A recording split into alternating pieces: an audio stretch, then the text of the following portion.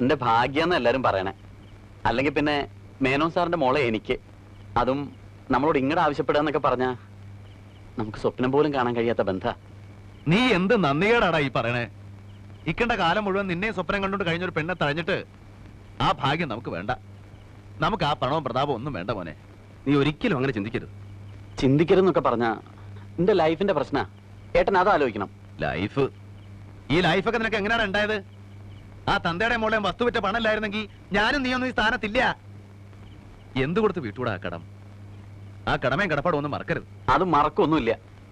എന്ന് വെച്ച് എന്റെ ഭാവി എനിക്ക് നോക്കണ്ടേ? പണ്ട് ചെറുപ്പത്തില് കളിയായിട്ട് എന്തൊക്കെയോ പറഞ്ഞു എന്നല്ലാതെ വേറെ അങ്ങനെ ഒരു വാക്കൊന്നുമില്ലല്ലോ. വാക്കില്ല. എന്തിനാടാ വാക്ക്? എനിക്കും നിനക്കും അമ്മയ്ക്കും ഈ വീട്ടിലും നാട്ടിലൂടെ എല്ലാവർക്കും അറിയാലോ അവിടെ നിനക്ക് വേണ്ടിയാ ജീവിക്കണമെന്ന്. പിന്നെ അതിനിപ്പോ വാക്കുടമ്പടിയൊക്കെ വേണം. ശരിയായിരിക്കാം, ചെറുപ്പത്തിൽ അങ്ങനെ പലതും പറഞ്ഞിട്ടുണ്ടാവും. പക്ഷെ ഇപ്പോ എനിക്ക് എന്റെ നിലയും വിലയും ഫ്യൂച്ചറും ഒക്കെ നോക്കണം. അഡ്വക്കേറ്റ് രാമൻകുട്ടി മേനോന്റെ സണ്ണിലോ ആകാന്ന് പറഞ്ഞാ എനിക്ക് കിട്ടുന്ന നിലയും വിലയും സോഷ്യൽ സ്റ്റാറ്റസും എന്താണെന്ന് അറിയാവോ? മാത്രമല്ല ഭാവിയിൽ അദ്ദേഹത്തിന്റെ പ്രൊഫഷണൽ ഗുഡ്വിൽ മുഴുവൻ എനിക്ക് വന്നു തരാനുള്ളതാ.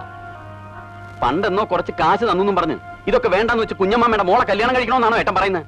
മനുഷ്യനാവണം ആദ്യം, എന്നിട്ടുണ്ടാക്ക് നിലയും വിലയും. അതൊന്നും സൂത്രത്തിൽ ഉണ്ടാക്കല്ല വേണ്ടത്, സ്വയം ഉണ്ടാവട്ടെ. അതാ കഴിവ്. ഇപ്പൊ നീ വക്കീലായിട്ട് എന്നോട് വാദിക്കണുണ്ടല്ലോ, അതിനുള്ള കഴിവുണ്ടാക്കിയത് ഇന്റെ വേർപ്പാ. നിനക്കെല്ലാം ഉണ്ടാവും, ദൈവം തരും. വന്ന വഴി മറക്കരുത്. ഇത് ഞാൻ സമ്മതിക്കില്ല.